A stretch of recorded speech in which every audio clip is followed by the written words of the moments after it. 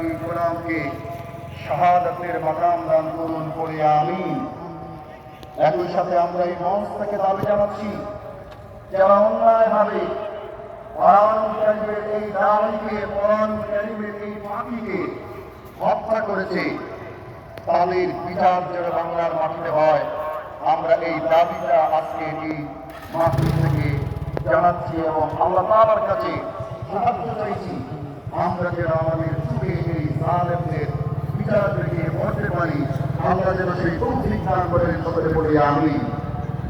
আমার বন্ধুগণ, আমি আপনাদের সামনে খুবই কম সময়ে একটি বিষয়ে কথা বলতে চাই।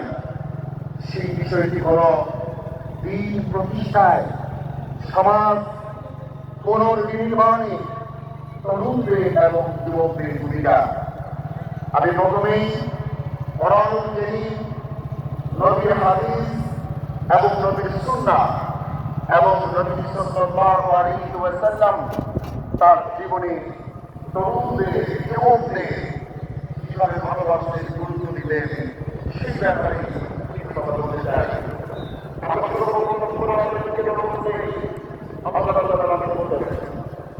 أعوذ بالله من الشيطان الرجيم